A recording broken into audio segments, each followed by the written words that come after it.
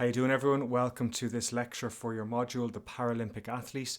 Today is a continuation on the topic of visual impairment. We're going to talk about the effects of the disability that may have the effects the disability may have on training and performance of the Paralympic athlete, exercise testing and training prescriptions, some simple recommendations. We'll talk about some common assistance that's required and some specific considerations that you may take into account when working with Paralympic athletes. So first of all, let's get started. We'll just highlight a news story that was widely publicised around the world following the 2016 Rio Games.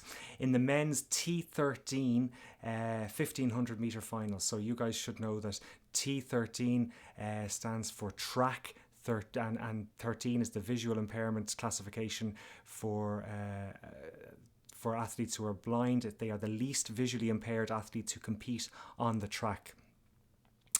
In the final in Rio 2016, Abdelatif Baka won the race in 3 minutes 49.29 seconds, setting a new Paralympic record.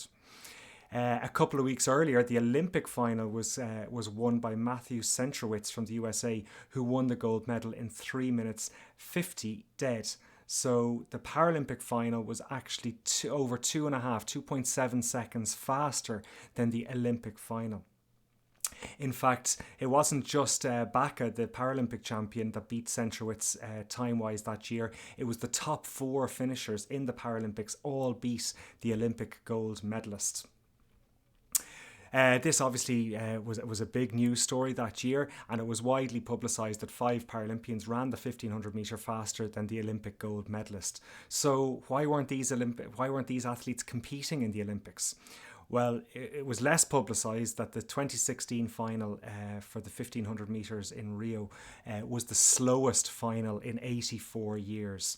It was a very tactical race, and that led to the time being far, far slower than usual.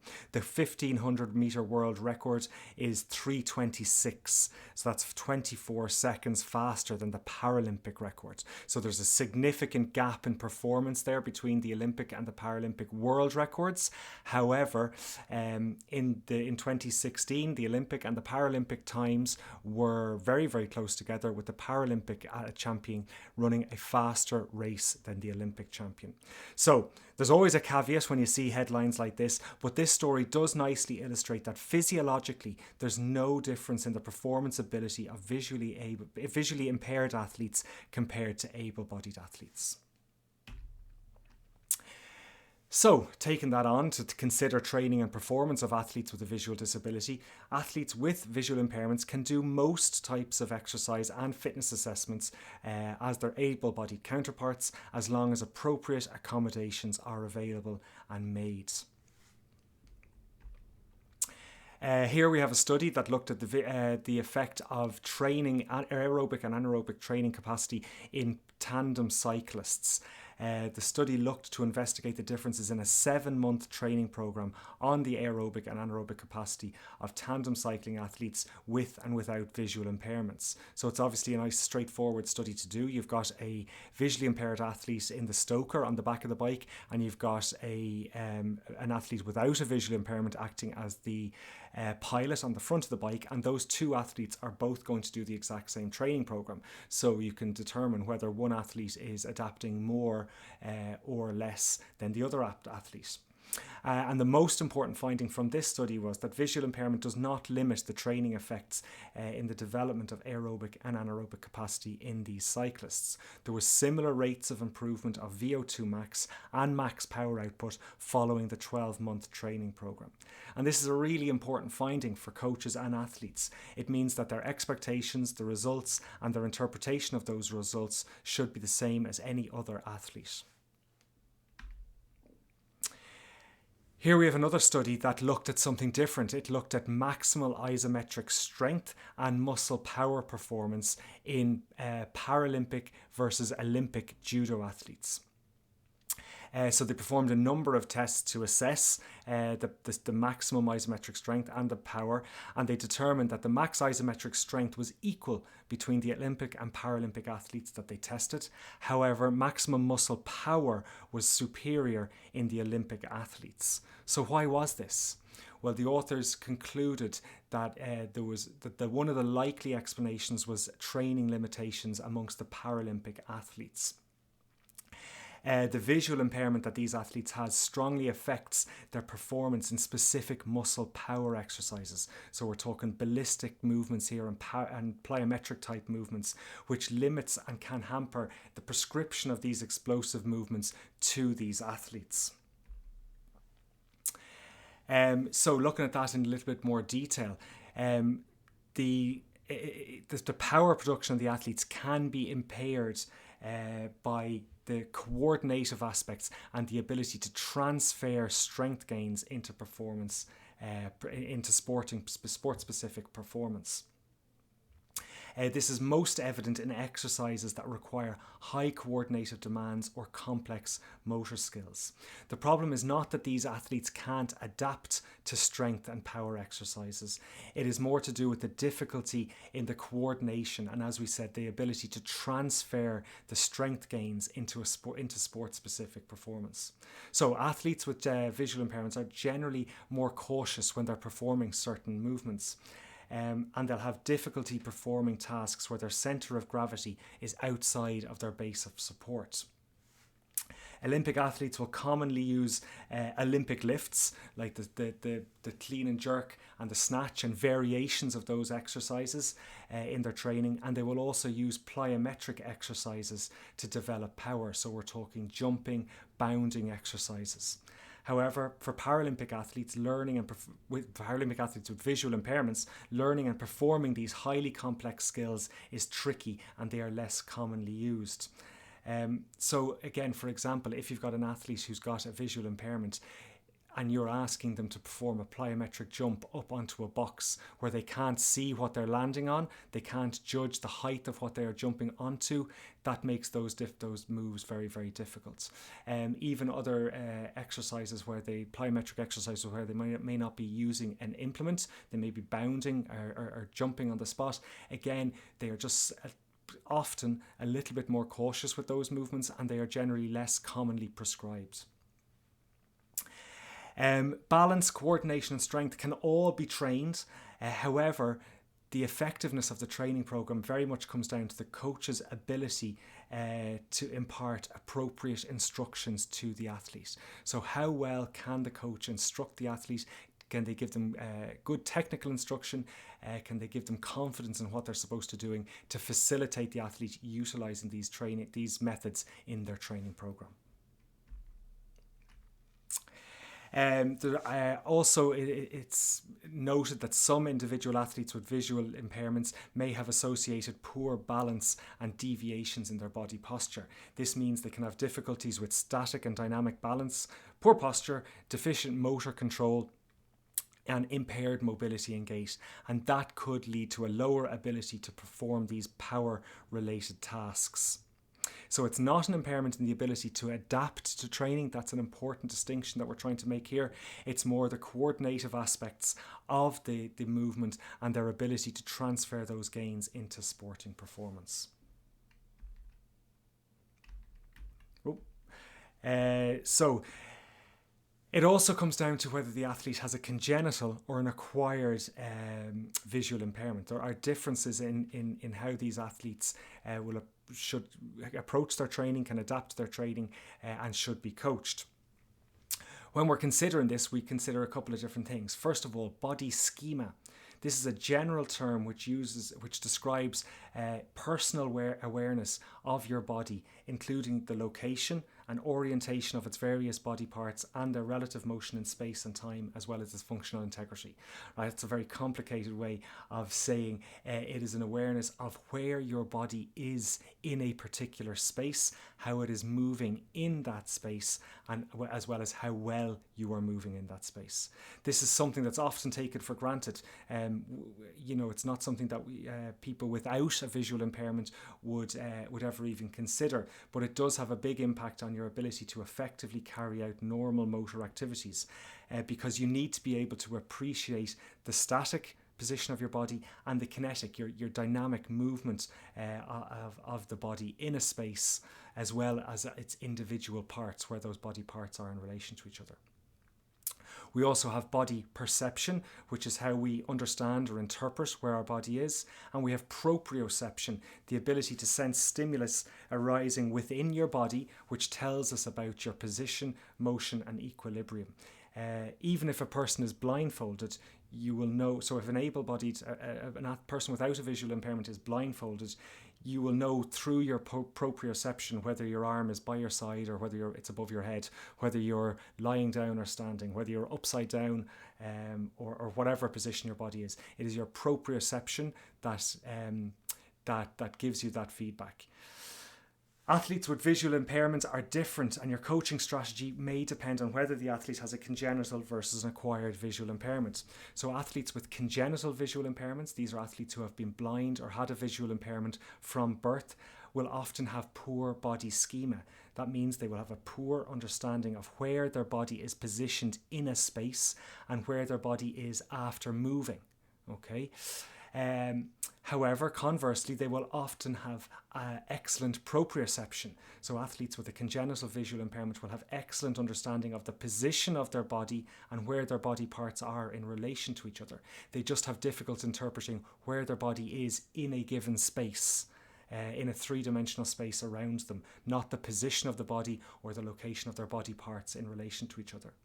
So these athletes will need a different coaching strategy, and you must consider that an athlete with a congenital visual impairment will have never seen a skill being performed in a given space. So they don't have that ingrained image of what the skill looks like, or which can then inform how the skill should be performed.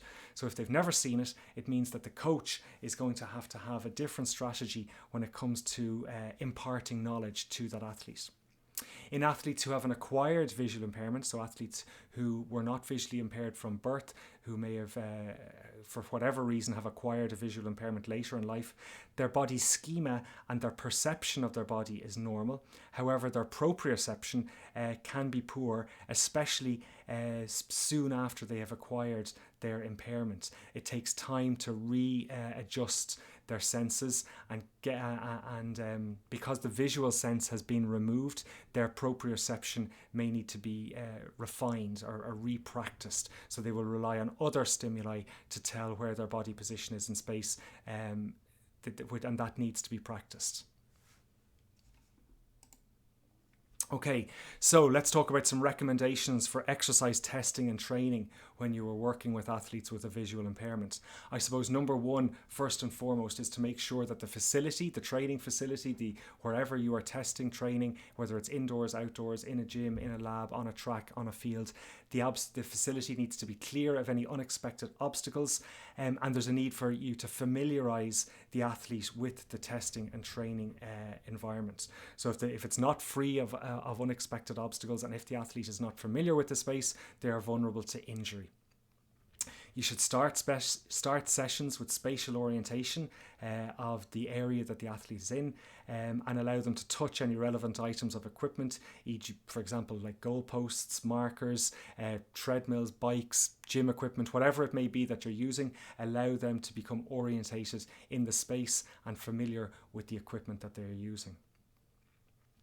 You would also want to consider planning your exercise training for making sure that you choose exercise progressions that take into account the coordinative demands of the exercise as well as what the athlete is doing.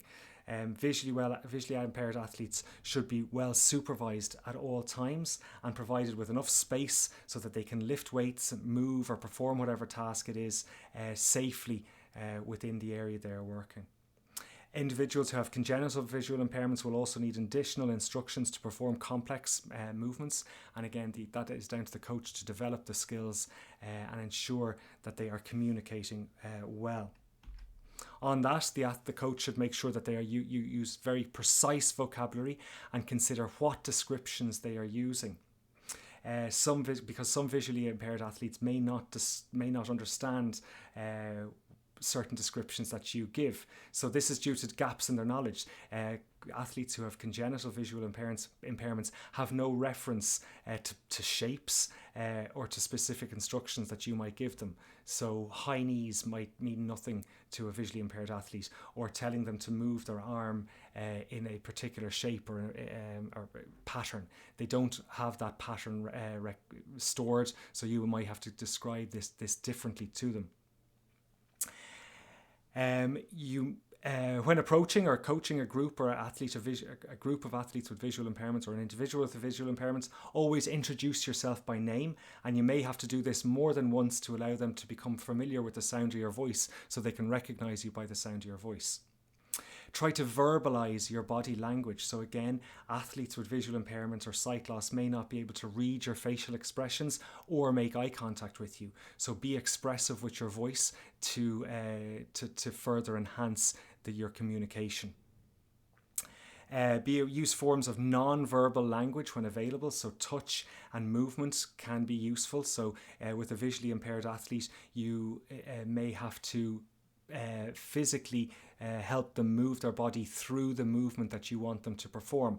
Again, always make sure that you ask for permission before you touch the athlete, but this is a useful coaching tool.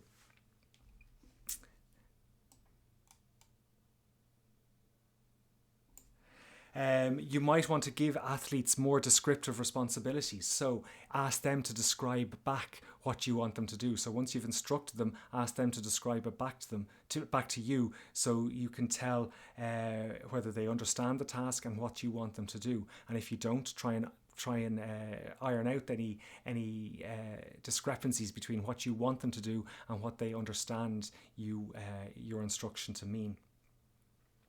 You may have to modify demonstration techniques. We've mentioned this, so you might use more tactile coaching, having the athlete follow your movement or lead the athlete's limbs according to the movement pattern and discretion. And you may want to use audio-visual cues which can be adapted for athletes with visual impairment. So the example we have on the screen there, a coach in a team sport might often use a whiteboard to draw tactics or positions on the field, but obviously an athlete with a visual impairment may not be able to see that. However, a magnetic clipboard with 3D position markers on it can be given to the athlete, and they can feel that and determine and interpret what you mean. So it's just adapting the audiovisual tools that you use to make sure that they are more appropriate for the athlete with the visual impairment. Some specific or special considerations. First of all, directing an athlete. So athletes with visual impairments will often use guide dogs, and it's important to remember that a guide dog is a working dog that is working in tandem with its owner there. Therefore, you should never interact with a guide dog like a normal dog without permission, because that dog is working. They shouldn't be given any treats when they're not without the owner's permission. They are working, and they should not be distracted from that work. Also, it's not so much of an issue these days, but you should always check ahead with venues to make sure that there's no issues with guide dogs. That could be an accommodation venue that you're going to. It could be a competition venue that you're going to. Make sure that there's no issues. Very, very rare these days, but it is just something to consider. Also, when directing an athlete, it would be very, very common for a coach to act as a sighted guide for an athlete with a severe visual impairment. So this means that you might be guiding the athlete from a changing room to the competition venue, to a training venue. You might be guiding them around accommodation in a hotel, or there's loads of reasons where an athlete with a visual impairment might need a sighted guide. So the guide will ask, if you're acting as a sighted guide, make sure you ask if the person being guided would like to follow you or take an elbow. They may put a hand on your elbow to follow your movements. And then once contact has been made, they can be led safely to a location. Make sure I know from personal experience, I've done this a few times with visually impaired athletes. It feels a little bit awkward at first when you're not used to it, but it's a very simple courtesy, and it's easy to do. once you just communicate effectively with the athlete. So you walk and have a chat. They may or may not hold on to your elbow. If there's any obstacles or anything coming up that they need to be aware of, you just communicate that to them to make sure that the athlete can maneuver safely wherever they are going. So examples of specific assistance that's needed in Paralympic sport. In athletics, the one we're most commonly familiar with is guided running. So in guided running, this is across a multitude of distances. We will have an athlete and a sighted guide who are connected by a small piece of rope called a tether. There's various rules that the guides have to adhere to, set out by the IPC. So for example, if there's a false start by the guide, that counts as a false start for the athlete. The guides must run within 50 centimetres of the athletes at all times, apart from the last 10 metres of the race where they can separate. Guides must not cross the finish line before the athlete. If they do, the athlete will be disqualified. Guides in sprint events must use starting blocks in events up to 400 metres, and in races of 800 metres or longer, 2 guides may be used, and up to 4 guides can be used in marathons. For runners who require them, their guide is a really, really crucial asset, obviously. They don't just work on race day, they will train continuously together, and they'll share a really tight bond between the athlete and their guide. You'll hear intense communication between the athlete and their guide during the race, where they'll share important technical and tactical information about what's going on around them to ensure the optimal performance. I think I made a mistake in one of my previous lectures. I said that in athletics, the guide runners were not awarded a medal. However, since the London 2012, if an athlete wins a medal, their guide wins a medal as well. So correct the record there. Here we have a paper that just looks at the selection of Paralympic sprinter guides, and it stated this study found that optimally they need to have a guide who is able to sprint about 10% faster than the athlete with the visual impairment, in order to optimize the synergy or the relationship between the two. So it's not just any old runner will do. The athletes need to have runners who are within around about their capability in order to optimize their performance. Here we've got a video of a guide runner in action, I think.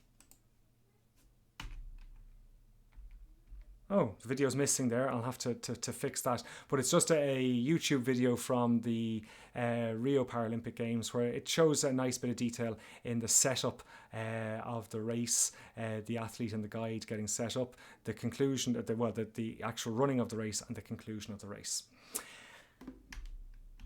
In other sports, so in swimming, again, I think we've mentioned this before, athletes with visual impairments will use what's known as a tapper. So they will have an assistant who stands on the pool side, and they'll have a long pole with a soft piece of foam, or often a tennis ball, on the end of the pole. And what they will do is they will reach out or lean out, and they will tap the athlete either on their shoulder or their head or their back, in order to indicate that they are approaching the end of the pool. So it's a safety thing there, that they know when to turn or when to push for the finish, and that they don't just swim until they crash into the wall. Okay, so we've covered a few things there. Just in summary, what we need to note: the disability, visual impairment disability, does not impact the athlete's ability to adapt to training or performance. However, there are some issues that need to be addressed, particularly in highly skillful movements, or movements that have a high coordinative demand. So then athletes may need a little bit of extra time to work and learn on these. The coach may need to reflect and use some new coaching strategies in order to facilitate the athlete learning and using these methods in their coaching. The use of precise language and descriptions is key. Always familiarize and orientate your athletes with whatever they're doing, whether it's in the weights room, in a training venue, or in a competition venue or a new accommodation, make sure the athletes are familiarised and orientated with their surroundings. And just to be aware that assistance is commonly used in some sports. We've looked at Olympics and swimming there, but across all of the Paralympic sports that visually impaired athletes compete in, there will be some form of assistance permitted.